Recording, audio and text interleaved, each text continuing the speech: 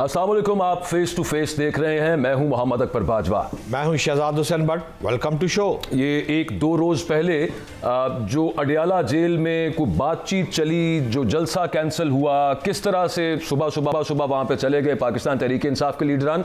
Obviously वहाँ पे ये हुकूमत नहीं थी जिसने ये सब मामला फैसिलिटेट किया, मुक्तदरा की बात हो रही है यहाँ पे। तो उसके बाद कुछ चायमगोइयाँ ये भी शुरू हो गई हैं कि ये क्या सिर्फ एक वन ऑफ चीज़ थी या फिर कोई विंडो ओपन हुई है बातचीत करने के हवाले से। ये बड़ा अहम सवाल है कि अगर एक जलसे के हवाले से, इस्लामाबाद की सूरत हाल के हवाले से ये बातचीत हो सकती है, तो मुल्क की खातिर और बाकी जो ब्रॉडर लेवल पे जो बड़े मामलात हैं उन पर बातचीत क्यों नहीं हो सकती। लेकिन बहरहाल क्या ये खाम ख्याली है? लोग कुछ कह रहे हैं कि इसको एक ग्रीन सिग्नल के तौर पर ले रहे हैं, इसको एक अच्छे ओमन के तौर पर ले रहे हैं, लेकिन क्या ऐसी सूरत हाल है या नहीं है। और उसके अलावा पाकिस्तान तहरीक इंसाफ के कल परसों बल्कि हमने देखा कि बहुत से ऐसे कारकुनान जो कि मैं कहूँगा अगवा शुदा थे, गायब थे, वो उनकी घरों को वापसी हुई। बड़ी अच्छी बात है, बड़ा ज़बरदस्त है। इसको क्या कॉन्फिडेंस बिल्डिंग मेजर के तौर पे या गुडविल जेस्चर के तौर पे लेना चाहिए, या फिर इसका ताल्लुक इन तमाम पॉलिटिकल मामलात से नहीं है बल्कि यूनाइटेड नेशंस के उस ग्रुप के प्रेशर की वजह से है जिसने पाकिस्तान को ऐसा करने पे मजबूर किया। खैर, इसके अलावा और भी कुछ बहुत से सियासत पे सवालात हैं। हमारे साथ फवाद चौधरी साहब सीनियर सियासतदान मौजूद हैं। Thank you very much Chaudhry साहब आपके वक्त का। सर, सबसे पहले सवाल मैं आपके सामने भी रखता हूँ, how do you take this, जो एक राबता उस्तवार हुआ एक जलसा मौखर करने के लिए इमरान खान साहब और एस्टेब्लिशमेंट के दरमियान, क्या आगे इसमें आपको नजर आ रहा है कि इसकी कोई कंटिन्यूएशन होगी, आगे यूं मामला कुछ बढ़ेगा, कुछ सूरत में बेहतरी आएगी, या सिर्फ it was a one of thing? देखिए अकबर, मैं तो बड़े दिनों से ये बात कह रहा था कि देखें, पाकिस्तान के पास दो ही चॉइसेस है ना। एक तो आपने पहले तो थोड़ा आपके सामने है कि 2 साल हो गए हैं, आप इमरान खान को खत्म नहीं कर सके, पीटीआई को खत्म नहीं कर सके, उसका वोट बैंक खत्म नहीं कर सके। सबसे रेलिवेंट आदमी पाकिस्तान में जो है वो इमरान खान है।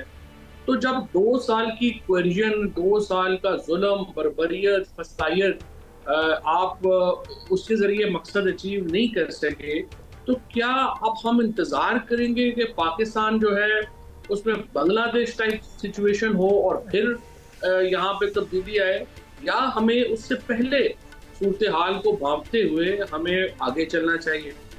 ये जो एस्टेब्लिशमेंट का राब्ता हुआ है इमरान खान साहब से, यकीनी तौर के ऊपर बड़ा खुशाइंद बात है। पाकिस्तान में हम अफोर्ड ही नहीं करते कि एक गलियां जो हैं, बाजार जो हैं, सड़क जो है वो इतनी गर्म हो जाए, क्योंकि हमारी जो एथनिक, हमारी जो लिंग्विस्टिक, हमारी जो प्रोविंशियल एक आपस में तफरीक है वो इस नौइयत की है कि एक दफ़ा अगर इस तरह का काम हो गया, और सबसे बढ़कर रिलीजियस एक्सट्रीमिज्म जो हमारा एक प्रॉब्लम है, कि उससे फिर वापसी होना किसी की कोई बस में बात नहीं होगी। लिहाजा ये बात बिल्कुल अहम थी कि एस्टेब्लिशमेंट जो है वो इमरान खान की तरफ हाथ बढ़ाए और एक कदम अपनी पॉलिसी से पीछे हटे और सोचे समझे, क्योंकि जिसके पास ताकत होती है उसको अपने फैसले बड़ी एहतियात से करने चाहिए, क्योंकि उसकी ताकत से 25 करोड़ लोग जो है उनका मुस्तकबिल जुड़ा हुआ है। सो एस्टैब्लिशमेंट बड़ी ताकतवर है और उसको अपने फैसले बड़े ध्यान से करने चाहिए। अब ये जो राब्ता हुआ है, और इसको मैं समझता हूँ इमरान खान पिछले अगर आप देखें तो 2-3 हफ्तों से कोशिश कर रहे थे कि कोई टेम्परेचर नीचे आए। उन्होंने कहा कि हम अपना नुमाइंदा बना देते हैं, आप बना दें, बातचीत कर लें। उन्होंने कहा सिर्फ सलार न्यूट्रल हो जाए। तो वो पूरी कोशिश हो रही थी इमरान खान की तरफ से टेम्परेचर नीचे आए। इस दफा भी जब उनसे राब्ता किया गया तो उन्होंने कैंसिल करके, रेसिप्रोकेट करके, डिस्पाइट द फैक्ट के पूरा चार्ज था, लग रहा था कि जलसा भी बड़ा कामयाब होगा और कारकुनान भी नाराज होंगे अगर किया, लेकिन इमरान खान ने ये रिस्क आई थिंक उन्होंने लिया है, कैलकुलेटेड रिस्क लिया है, और उसके नतीजे में अब तक 7 लोग जो है वो घरों को वापस आ गए हैं। और आज इमरान खान के डॉक्टर को जो इजाजत नहीं दी जा रही थी उनके चेकअप की, आज उनका चेकअप भी हो गया है। उनको जो चीजें कुछ वो मांग रहे थे, टूथब्रश वगैरह, वो भी उनको जो है वो प्रोवाइड कर दी गई। डंबल नहीं मिले अभी तक? डेफिनेटली डंबल मेरा ख्याल परसों मिल जाएंगे इंशाल्लाह। अच्छा, गुड। तो ये अब ये जो है ना अपना आई थिंक के कुछ ना कुछ तो है जिसकी पर्दादारी है, और कुछ ना कुछ है जो कि बात जो है वो आगे बढ़ी है। फिर इसमें से चौसर एक चीज समझ आती है ना, वो जो पावर टॉक्स टू पावर वाला मामला, मैं यहां पे कोई इंस्टिगेशन के पॉइंट ऑफ व्यू से बात नहीं कर रहा, लेकिन मुजाहमती सियासत होगी तो फिर उसके बाद कुछ आगे दरवाजे मजीद खुलेंगे।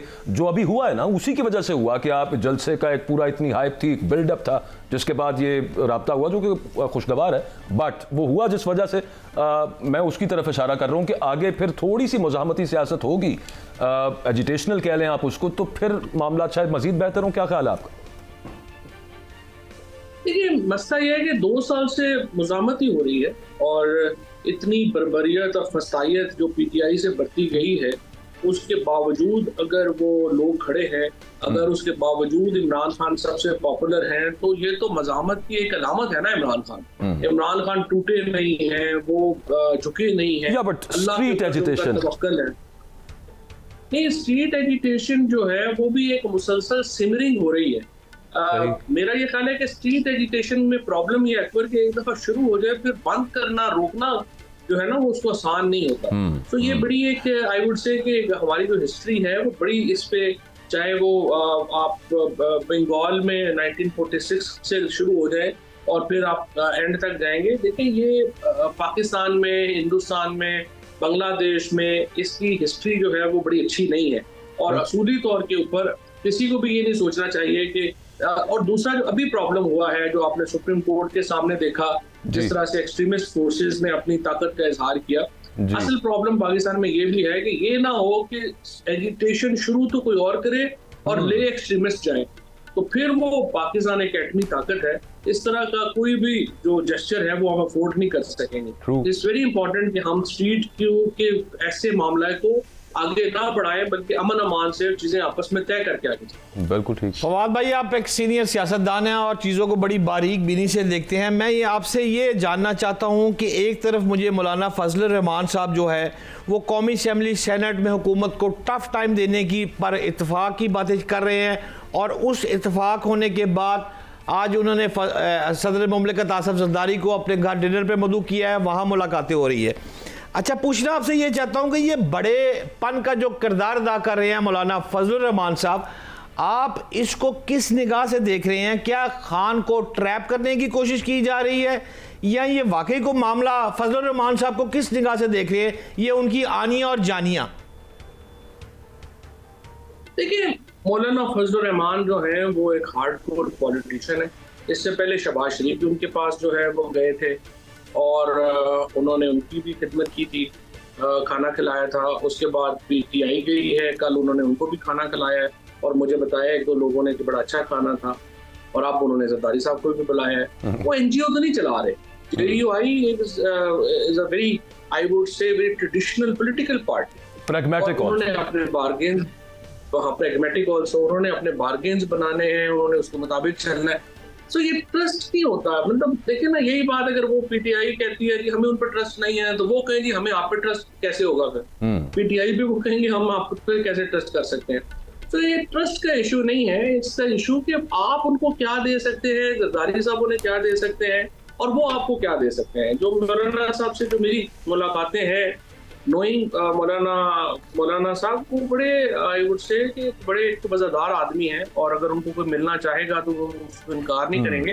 दूसरी बात यह है कि वो वे करेंगे कि किस में उनको फायदा ज्यादा है। इस वक्त देखिए, अफगानिस्तान के ऊपर, खैबर पख्तूनख्वा में ऑपरेशन के ऊपर, 18 या 8 फरवरी के इलेक्शंस के ऊपर और मौजूदा हुकूमत की लेजिटिमेसी के ऊपर पीटीआई और मौलाना फजलुर रहमान का मौक़िफ़ एक है। प्रॉब्लम इस वक्त जो आ रही है पीटीआई में वो ये आ रही है कि असद कैसर साहब के अलावा कोई आदमी नहीं है, कोई ऐसे कद वाला जो कि इस रिश्ते को या इस इत्तेहाद को बुन सके। देखिए ना, एक निट करना है ना आपने उसको, इत्तेहाद को, बिल्कुल ठीक, वो एक लैकिंग है जिसकी वजह से ये अभी तक हो नहीं पा रहा। अदरवाइज मुझे एग्जैक्टली पता है कि मौलाना चाहते हैं कि पीटीआई के साथ वो वहाँ पॉलिटिकल गम्पशन रिक्वायर्ड है वहाँ पे, नो डाउट इन दैट। अच्छा, मैं दोबारा एक चीज़ पे आ रहा हूँ।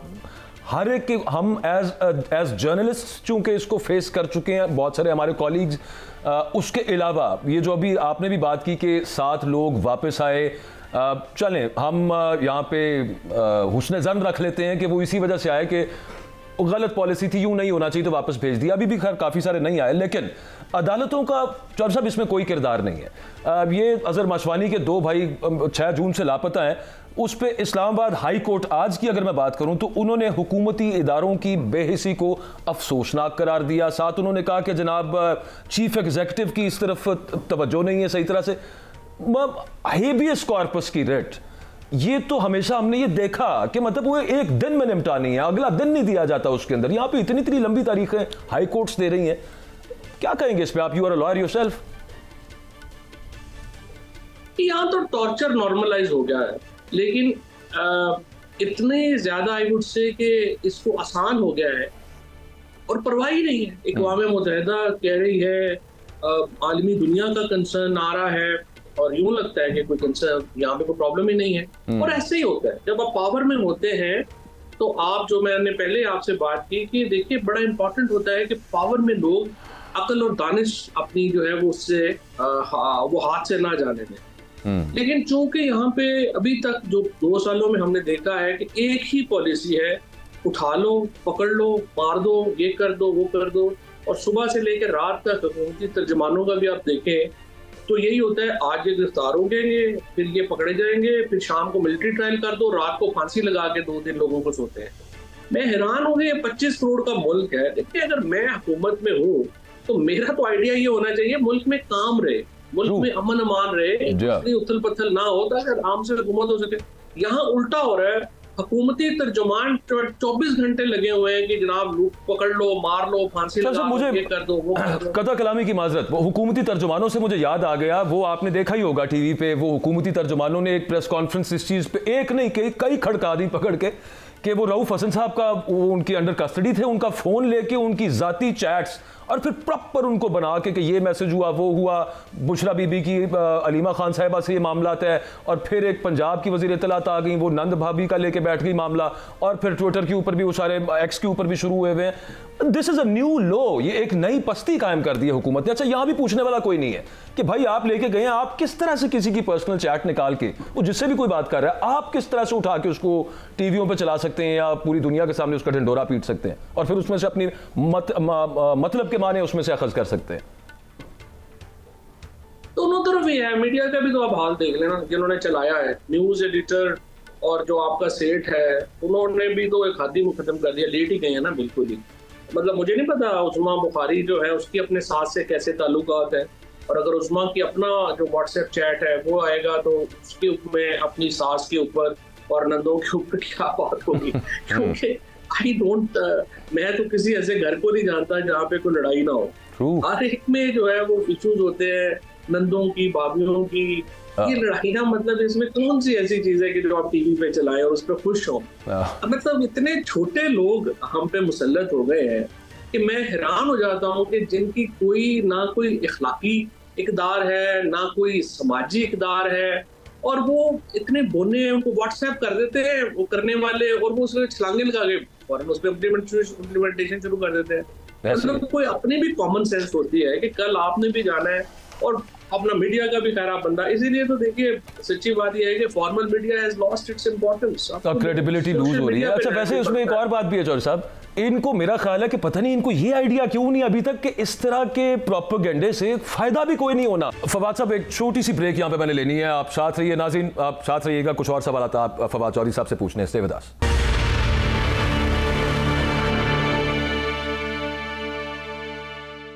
जी वेलकम बैक। ये जिस तरह का मतलब प्रोपेगेंडा और करने की कोशिश कर रहे हैं, इसका कोई खास फायदा भी नहीं बल्कि उल्टा नुकसान है, बदनामी हुकूमत की हो रही है कि यार ये क्या कर रहे हैं। और ये कोई डिस्कॉर्ड शो करके कि जनाब घर के अंदर एक दूसरे के खिलाफ रिफ्ट है किसी किस्म की, उससे इनका ख्याल है कि पीटीआई का जो वोटर या सपोर्टर है वो छोड़ देगा पीटीआई को और वो हमारी तरफ आ जाएगा। ये क्या सोच रहे हैं? अकबर, तो इससे पहले इद्दत केस क्या था? इद्दत केस भी तो यही था ना, इनका ख्याल था कि उससे बड़ा ज्यादा जो है वो फायदा मिल जाएगा इलेक्शनों में, और वो अपना इमरान खान तो जी वो बड़ा लो वोट खराब हो जाएगा और ये हो जाएगा। मैं आपको बता सकता हूँ कि कम से कम 2-3 ऐसे घरों को मैं जानता हूँ जहाँ पे खवातीन जो थी ना वो वोट डालने नहीं जा रही, कोई उनका इंटरेस्ट नहीं था, उन्होंने कहा हमने नहीं जाना वोट डालने। लेकिन बाद में उन्होंने मुझे बताया कि जब ये इद्दत केस आया तो फिर हमने फैसला किया कि नहीं, अब हमने जरूर वोट डालना। और उन्होंने जाके स्पेशली लाइन में लग के पीटीआई को जो है वो वोट डाला। तो मुझे नहीं पता कि इनके कौन एडवाइजर हैं, कौन ये बातें जो है वो बता रहे हैं, और किन को ये लगता है बुजुर्ग बहरों को कि इस तरह के अगर आप चलाएंगे तो उससे बड़ी पब्लिक ओपिनियन उनके हाथ में आ जाएगी और या चीजें हो जाएंगी। उस्मा का ज़ाहिर है मेरी उनसे जो है वो एहतराम का ताल्लुक है, सम सेंस है, सम रिस्पेक्ट, सेल्फ रिस्पेक्ट भी तो एक होती है, एक चीज सेल्फ रिस्पेक्ट ही खत्म कर दी है। फवाद भाई, मेरी इन्फॉर्मेशन के मुताबिक पंजाब हुकूमत जो है वो अभी तक कुछ खफा जा रही है कि जेल का दरवाज़ा कैसे खुला और आज़म सवाती को अंदर दाखिल कैसे किया, उनको इस वक्त इन्फॉर्मेशन नहीं थी। जबकि दूसरी जानिब पे एस्टेब्लिशमेंट भी अभी तक राब्ते को जो है वो मानने से इनकारी है। मोहसिन नकवी साहब इस वक्त बज़ाहिर फ्रंट पर आकर खेल रहे हैं। मैं आपसे ये पूछना चाहता हूँ कि उनके तल्लुकात केपी के सीएम से भी बड़े अच्छे हैं और खान साहब से भी मुशावरत आजकल चल रही है, इंडोर और ऑफ द रिकॉर्ड भी चीज़ें चल रही हैं। मुस्तकबिल में क्या देख रहे हैं? अगले ये माह जो आ रहा है इसमें कुछ चेंजिंग देख रहे हैं या आपको कुछ हालात पॉजिटिव नज़र आ रहे हैं, बर्फ़ पिघलती हुई नज़र आ रही है? आपको विजन माशाल्लाह काफ़ी है। आप क्या प्रेडिक्शन कर रहे हैं अगले मंथ से क्या होगा? शहजाद देखें ना, अभी तो 2-3 इवेंट्स जो हैं वो तो अभी आपने देखने हैं। एक तो इवेंट आपने देख लिया कि लोग रिलीज हो रहे हैं, और जो बाकी हैं स्पेशली अजहर मिशवानी के भाई जो हैं उनका रिलीज होना यकीनी तौर के ऊपर एक मुस्बत सिमत में कदम होगा। और इसी तरह से जो इमरान खान को आज डॉक्टर जो है वो अवेलेबल किए गए हैं, चीज़ें हुई हैं। अब देखते हैं कि लाहौर में एजाज चौधरी साहब, महमूद रशीद, उमर चीमा, डॉक्टर यासमीन राशिद, उनको जो है वो कुछ फैसिलिटी मिलती है। फिर जो सियासी कैदी पकड़े गए हैं अभी हाल ही में जलसे के लिए, उनको लाहौर में, मेरी इत्तला ये है कि फेडरल गवर्नमेंट ने कहा है पंजाब हुकूमत को कि आप उन कैदियों को रिहा कर दें।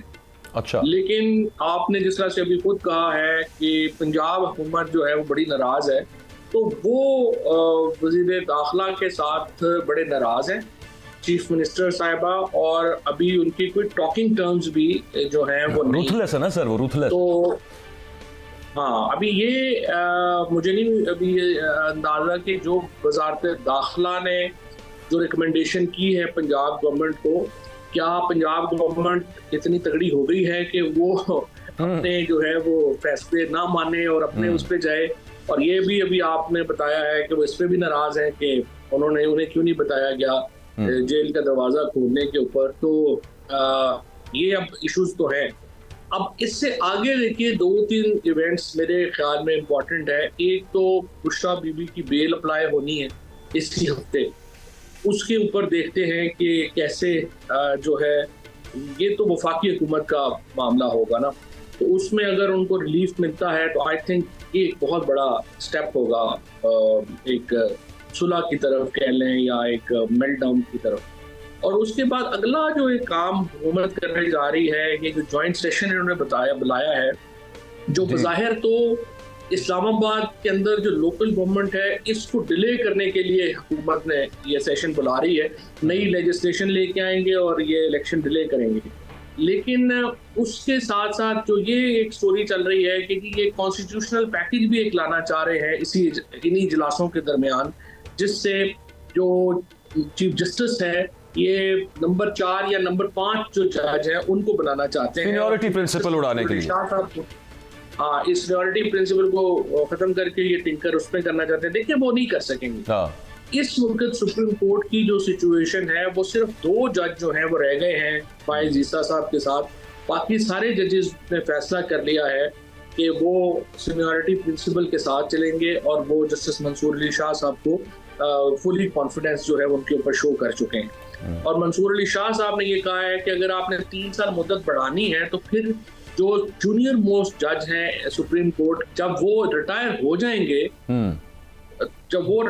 जाएंगे तो उसके बाद वो कानून आप लागू करें, उससे पहले लागू ना करें। तो अभी हमने देखना है कि सुप्रीम कोर्ट का और हुकूमत का झगड़ा जो है वो तो बस उनके पास नंबर्स भी तो नहीं है ना इतने कि वो कर सके। ये तो तब की बात है, वो ना नॉमन तेल होगा ना राधा नाचेगी। अभी कहाँ पे वो नंबर्स होंगे पूरे, कहीं सेनेट में और नेशनल असेंबली में तो ऐसा कुछ करेंगे ना। एपरेंटली ना सिर्फ ये कि नंबर नहीं है बल्कि सेनेट तो भी मुकम्मल भी नहीं है, क्योंकि वहां पे सुप्रीम कोर्ट का फैसला अमल के ऊपर अमल दरामद ना होने की वजह से केपी का इलेक्शन नहीं हो सका, और जब तक केपी का इलेक्शन नहीं होता जाहिर है सेनेट जो है वो नामुकम्मल है और कॉन्स्टिट्यूशनल अमेंडमेंट हो नहीं सकती। तो इसके चांसेस तो बड़े कम हैं, लेकिन चूंकि पाकिस्तान में आइन कानून को बिल्कुल ही पसे पुश्त रखा हुआ है 2 सालों से, तो लोग डरते हैं कि पता नहीं क्या हो जाए क्या नहीं हो जाए। But I tend to agree with you कि मुश्किल है, ये हो नहीं सकेगा।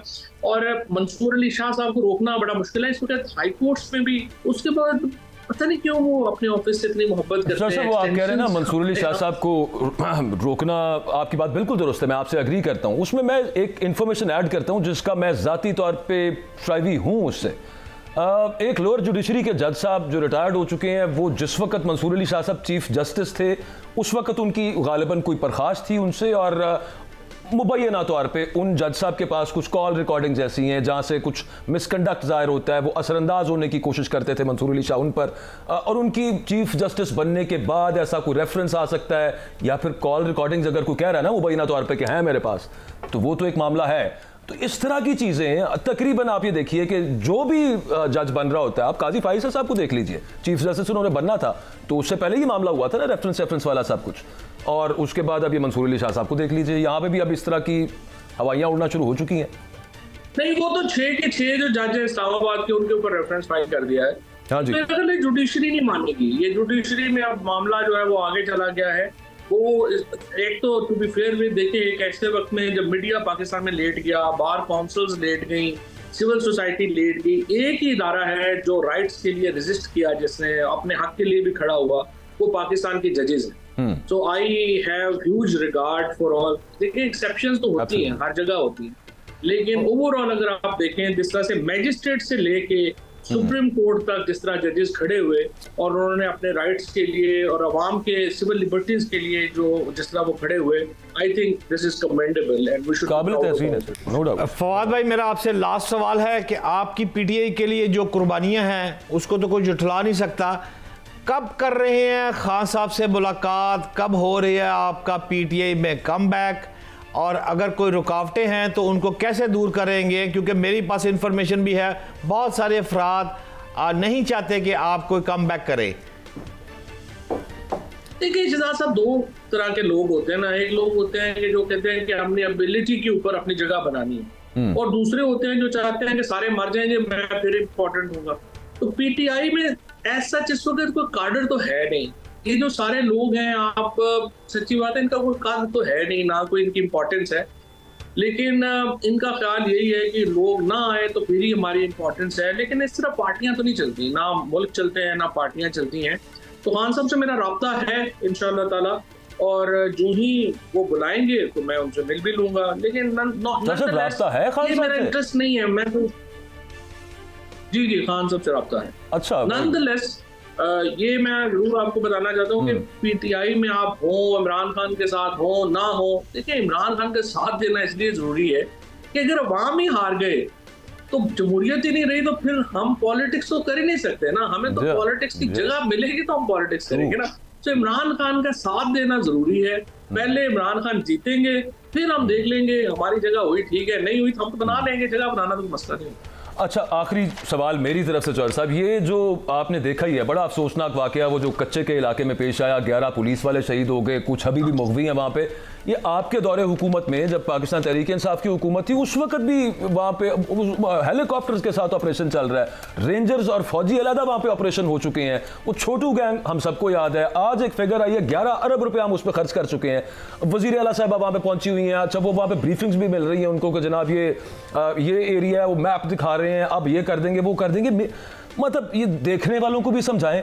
आप चूंकि you have been in thick and thin of things, आपको बाकायदा हर चीज़ की इंफॉर्मेशन रही होगी। मसला क्या है यहाँ पे? इतना बड़ा क्या मामला हो गया कि हमने तालिबान यहाँ से मार भगाए, कच्चे के डाकू नहीं हमसे पकड़े जा रहे? असल में ये भी एक इलाका, एक तो इसमें जुरिस्डिक्शन का प्रॉब्लम है कि 3 सूबे यहाँ पे आके इकट्ठे मिलते हैं। तो ये इसमें इशू यही है कि वो चूंकि दूर दराज इलाका है, उसमें इतनी जो है वो तवज्जो हुकूमत देती नहीं है। ऑपरेशन करते हैं वापस आ जाते हैं, जब कोई हाईलाइट होता है वापस आ जाते हैं।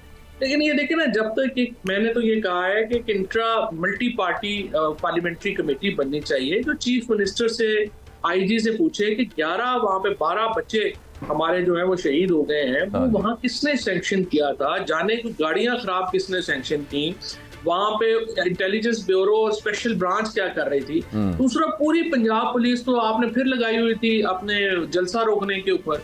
जब आप पूरी पुलिस की एक हैयत और नौयत ही चेंज कर दे और उसको एक ऐसी ब्रूटल फोर्स बना दें जो आपके सियासी मुखालफों के खिलाफ ही 24 घंटे फंक्शन करती रहे और अपना फंक्शन करे ही ना, तो फिर देखिए इस तरह के वाकयात ही होने हैं ना। तो पंजाब की पुलिस तो तबाह हो चुकी है मुकम्मल तौर पर। सर, आपके दौरे हुकूमत में क्यों नहीं हो सका? मैं चलें ये इसको हमारे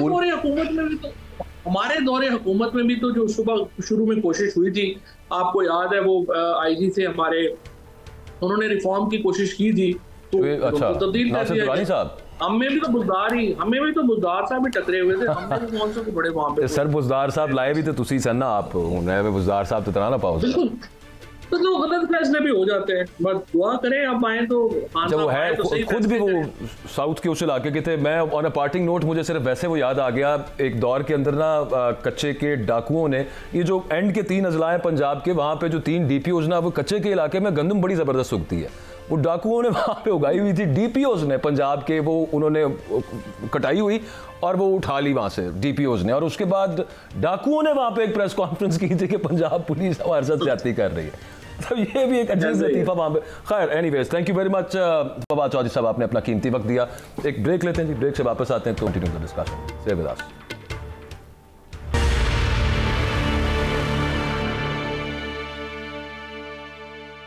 welcome back. Senior journalist Habib Akram साहब ने हमें ज्वाइन किया है। Thank you very much sir, आपने वक्त दिया है। ये 2-4 रोज़ पहले जो अडियाला में राब्ते हुए इमरान खान साहब से, I will be open about it, establishment का, उस पर कुछ लोगों को परेशानी भी है और कुछ लोग उस पर ज़रा पता नहीं प्रीमेच्योर खुशी मना रहे हैं, लेकिन आपके ख्याल में ये कोई एक विंडो ओपन हुई है? अगर एक जलसे पे बात हो सकती है तो मुल्की मसाइल पे, मुल्क के लिए बड़े इशूज़ के लिए बात क्यों नहीं हो सकती फिर? और साथ एक छोटी सी चीज़ ऐड कर लीजिए, कल 7 ऐसे लोग जो कि मुझसे अगवा थे, गायब थे, वो अपने घरों को वापस आए हैं। मैं पीटीआई के वर्कर्स की बात कर रहा हूँ। तो can we take that as a confidence building measure? क्या वो एक गुडविल जेस्चर के तौर पर हम उसको अखज़ कर सकते हैं? अकबर, देखिए कि पाकिस्तान में इस वक्त जो मौजूदा तनाव है ये बहरान की शक्ल इख्तियार कर गया है, और इस वजह से इख्तियार कर गया है कि ये जो तनाव इस वक्त पैदा हुआ है, यानी अप्रैल 2022 से ऑनवर्ड, बल्कि टू बी एग्जैक्ट अक्टूबर 2021 से ऑनवर्ड, जो हम देख रहे हैं ये पाकिस्तान की तारीख का तवील तरीन तनाव है, और यही वजह है कि ये बहरान में बदल गया है। इससे पहले मामला जब भी ऐसी किसी नहज पे आते थे तो बहुत तेजी से फैसले हो जाया करते थे। इस दफ़ा बिल्कुल एक डिफरेंट सूरत हाल है, और इस तनाव ने अब पाकिस्तान के ऊपर असर डालना शुरू कर दिया है कि पाकिस्तान के हवाले से स्टेबिलिटी का तासुर जो दुनिया में पहले भी नहीं था, लेकिन अब बिल्कुल नहीं रहा। अब लोग ये समझ रहे हैं कि हमारा जो पॉलिटिकल क्राइसिस है वो खतरनाक हुदूद में दाखिल हो चुका है। इसी वजह से हमारे सारे दोस्त हमें मशवरा दे रहे हैं, चीन हमें मशवरा दे रहा है, सऊदी अरब हमें मशवरा दे रहा है, अमेरिका हमें मशवरा दे रहा है, इंग्लैंड किससे मशवरे आ रहे हैं, दबे दबे लफ्जों में IMF भी बात कर देता है। सभी लोग हमें ये समझा रहे हैं कि आप अपने इंटरनल क्राइसिस को संभालें। तो अब उसके बाद इस क्राइसिस को संभालने की एक फितरी जरूरत है कि यहाँ पे कोई विंडो ऑफ अपॉर्चुनिटी ओपन हो। ये किसी की फतह या किसी की शिकस्त का मामला नहीं है, बल्कि ये सोल्यूशन तलाश करने की एक कोशिश है कि हम आपस में बैठ के किसी हल तक पहुंच सके। तो हल तो अगरचे हमारे सामने है, बहुत सारे हैं, बड़े वाजे हैं, लेकिन बहरहाल उसमें अफराद की बाज़-औक़ात उफ्ताद तबाह हारिज हो जाती है, और बाज़-औक़ात सियासी ज़रूरियात किसी की वो आड़े आ जाती हैं। ये जो जलसे के हवाले से एक बातचीत आगे बढ़ी है, इस बातचीत ने बहुत सारे दर खोले हैं। अभी आप इमीडिएटली ये तो नहीं कह सकते कि जनाब सारे जो बदगुमानियां थी एक दूसरे से वो रफा हो जाएंगी, लेकिन मैं आपको ये बात यकीन से और वसूख से कह सकता हूँ कि पाकिस्तान के जो ये 2 फरीक हैं, यानी एक तरफ पाकिस्तान तहरीक इंसाफ और दूसरी तरफ एस्टैब्लिशमेंट, लेकिन इन दोनों के इखलास में तो बहरहाल कोई शक नहीं है, और जो भी इतनी बड़ी पार्टी हो वो भी इखलास की बुनियाद पर ही उस्तवार होती है, और जो एस्टैब्लिशमेंट है वो भी हमारे मुल्क का एक अहम तरीन हिस्सा रही है। तो लिहाजा इन दोनों के दरमियान अगर इख्तलाफ ने कोई बहरानी शक्ल इख्तियार कर ली है तो उसका ख़त्म होना ज़रूरी है। जहां तक इस पे तनकीद की बात है तो बिल्कुल अकबर, इसमें होगा ये कि जो इस इख्तलाफ की दरारों में पले हैं उनके लिए तकलीफ दह बात होगी। मिसाल के तौर पे जो मौजूदा हुकूमती डिस्पेंसेशन है, जो बंदोबस्त है, ये बंदोबस्त खालिसतन एक गैर कानूनी और गैर कानूनी बुनियाद पे खड़ा हुआ है, क्योंकि इलेक्शन की लेजिटिमेसी ही किसी पार्लियामेंट को बुनियाद फराहम करती है। और आपने इस पार्लियामेंट का हाल देख लिया कि जरा एक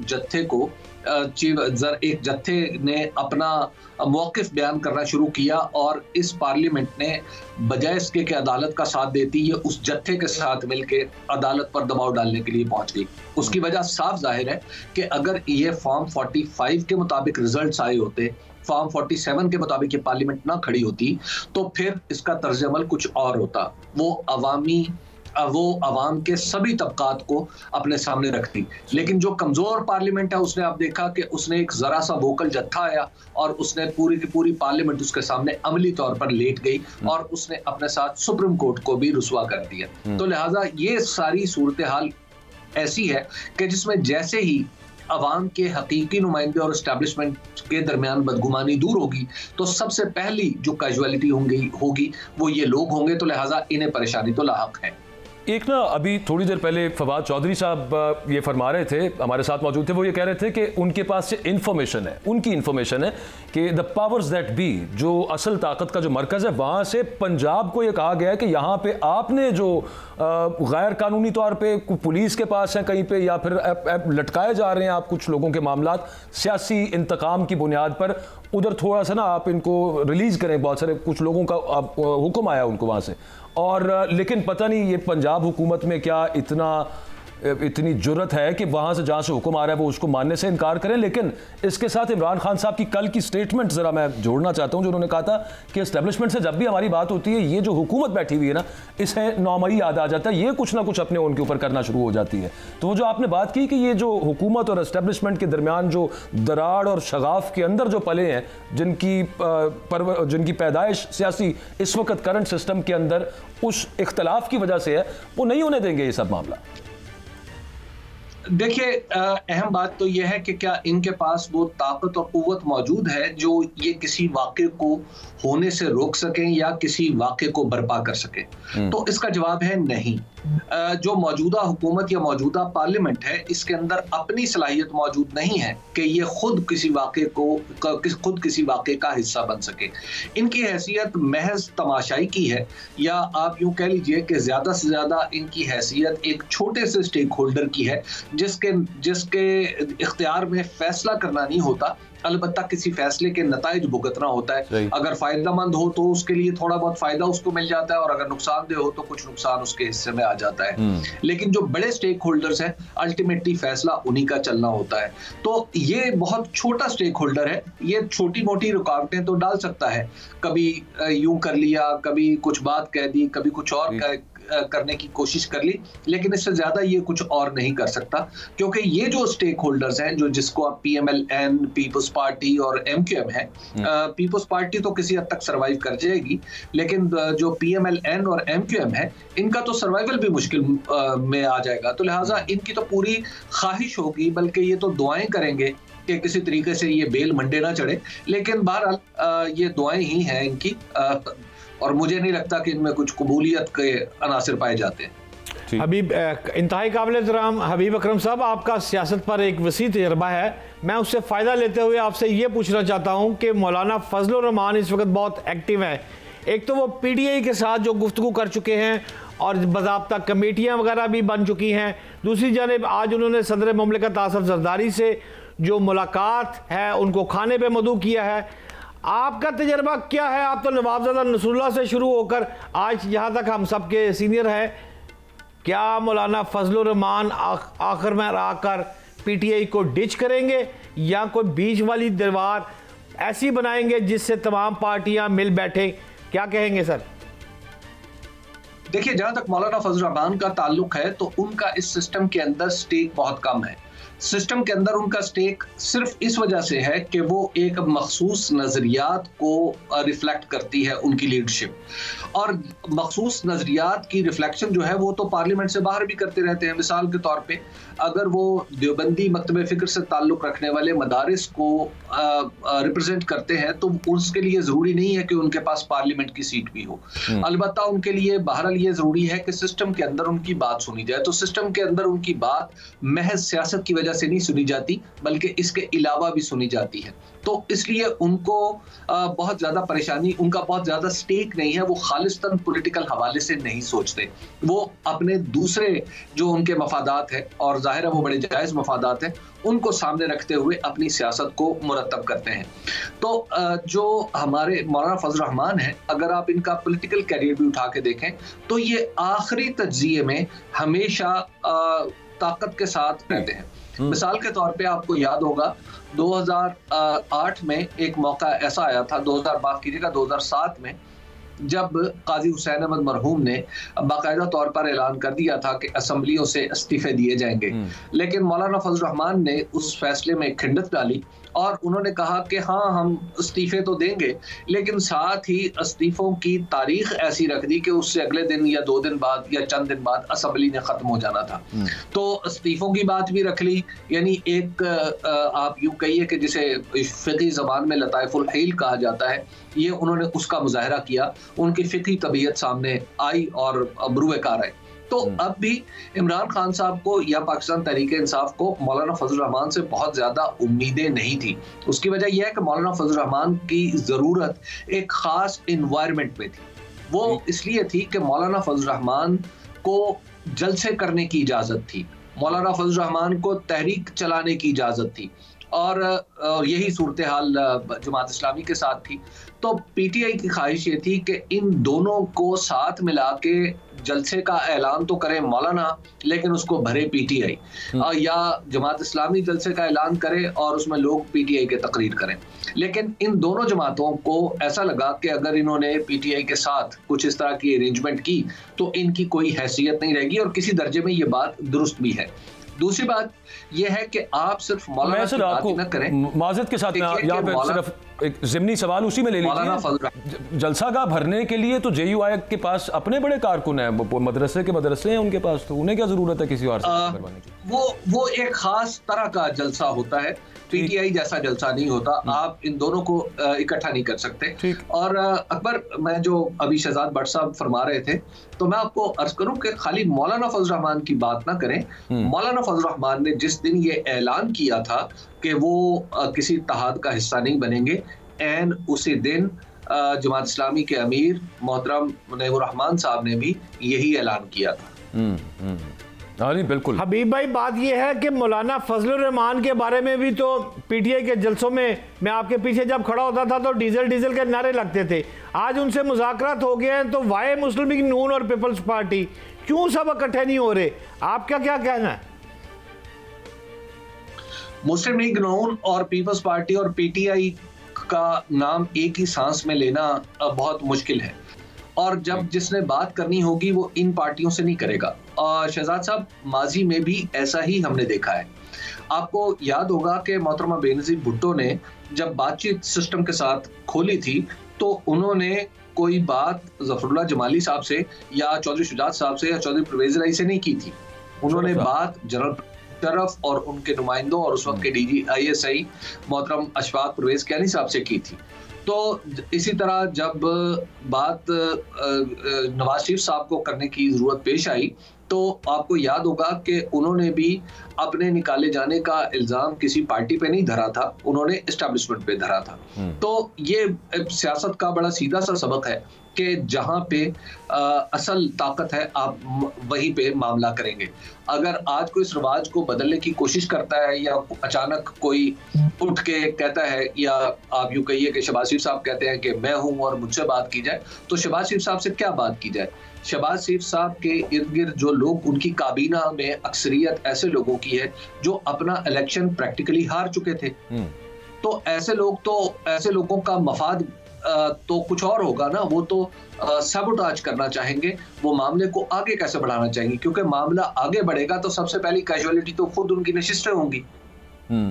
अच्छा सर, लास्टली एक वो टीवी पे आपने भी देखा होगा, वुज़रा ने प्रेस कॉन्फ्रेंसेस की, इस पे टीवी चैनल्स पे भी काफ़ी कुछ चला, मतलब हमें ही पता चला है कि तलाक, अक़द, औरतों के माहवारी के अयाम, अब उसके बाद कोई नंद भाभी का जो मामला है वो भी कोई कौमी इशू है, एक कौमी सलामती का मामला भी साथ बन गया हुआ है, ऐसे ऐसे ज़राए से वो उठा के। अच्छा, एक बंदे को आपने गिरफ्तार किया, उसके फ़ोन से किसी की पर्सनल चैट निकाल के, और फिर मेरा सवाल आपसे ये है कि वो जो कहा जाता है कि बेवकूफ़ी और तो किसी चीज़ का नाम नहीं है, इसी चीज़ का नाम है कि एक ही काम बार बार किया जाए और उम्मीद ये रखी जाए कि नतीजा मुख्तलिफ आएगा।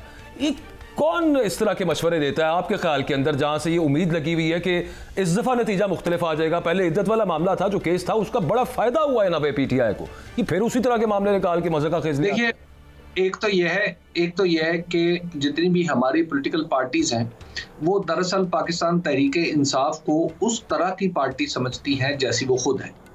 मिसाल के तौर पे आप जानते हैं कि पाकिस्तान मुस्लिम लीग नून में शहबाज शरीफ साहब के बाद उन्हीं के ख़ानदान में से ही कोई शख्स होगा जिसकी हैसियत है। शहबाज शरीफ साहब हैं, मोहतरमा मरियम नवाज़ हैं, हमजा साहब हैं, सलमान शहबाज साहब हैं, उसी ख़ानदान के लोग हैं। और सूरत हाल यही पीपल्स पार्टी में भी नज़र आती है कि पीपल्स पार्टी में बिलावल भुट्टो जरदारी साहब के साथ साथ उनकी बहनों की बड़ी अहमियत है, पॉलिटिकल अहमियत है, उनके वालिद की बड़ी सियासी अहमियत है, हत्ता कि उनकी फूफियों की भी बड़ी सियासी अहमियत है, फरियाल तालपुर साहिबा की और अजरा पिचिगो साहिबा की। अब मसला यह है कि जब दूसरी पार्टियां ये समझती हैं कि अलीमा खान का मकाम PTI में वही है जो फरियाल तालपुर का है, फरियाल तालपुर साहिबा का है, या अजरा पिचिगो साहब का, या बुशरा बीबी का मकाम वही है जो सियासत में किसी वक्त में यानी किसी बड़े सियासतदान की बेगम का हो सकता है, या नुसरत भुट्टो साहिबा का था एक ज़माने में, मोहतरमा कुलसूम नवाज शरीफ साहिबा का था, मरहुमा का अल्लाह उनको रहमत करे। तो अब मसला ये है कि जब आप पॉलिटिकल पार्टी को अपने पे कयास करेंगे तो शायद आप इसी तरह की जो नामुनासिब हरकत है वो करेंगे। अलीमा खान साहिबा बहुत मोहतरम है और उनकी जो अपने भाई के बारे में बहुत ही ज़्यादा जो कंसर्न है वो कोई बेजा नहीं है। एक बहन अपने भाई के बारे में कितनी भी बेचैन हो, उस बेचैनी को बहरहाल जवाब मिल जाता है जी। लेकिन ये कहना कि अलीमा खान साहिबा पार्टी के अंदर बहुत बड़ी कोई किरदार अदा कर सकती हैं या वो करती हैं, इस पे सब जानते हैं जो पाकिस्तान तहरीक इंसाफ को कवर करते रहे कि ऐसा नहीं है। इसी तरह बुशरा बेगम साहिबा की अपनी हैसियत है, वो इमरान खान साहब की ज़ौजा हैं और उनका एहतराम भी है और उनका बड़ा जाहिर है अपने खामन पर तो कसर रसूख होगा, लेकिन अगर कोई ये समझता है कि बुशरा बेगम साहिबा पार्टी को कहीं स्टीयर कर सकेंगी तो पाकिस्तान तहरीक इंसाफ का खमीर ही वो नहीं है कि जो इस तरह का कोई फैसला कबूल करेगा। इस तरह का फैसला अगर कोई कबूल कर सकता तो शायद इमरान खान साहब को बैरिस्टर गौहर अली खान को चेयरमैन बनाने की जरूरत पेश ना आती, या शायद उनका ये ख्याल है कि इस तरह की खबरें यहाँ से हम निकालेंगे, ये इमरान खान साहब तक पहुँचे तो उनके दिल में किसी के लिए कोई प्रकाश पैदा होगी, एक्स या मतलब बहन या बेगम के लिए, तो उससे शायद हमें कोई फ़ायदा हो जाएगा। बहरहाल ये तो एक आम घर घर की कहानी है, कहाँ मतलब घरों में इस तरह के मसले होते ही हैं। और फिर दूसरा जितनी आपने बयान किया, असल बात तो वो है कि it's the concern her brother Imran Khan, जो अलीमा खान साहिबा वो मैसेजेस में भी शो कर रही हैं। खैर एनीवेज उसको बेस्ट सम अप कर दिया हबीब अकरम साहब ने, बहुत शुक्रिया सर आपके वक्त का। नाज़रीन, प्रोग्राम आपने देखा, इजाज़त दें, अल्लाह हाफ़िज़।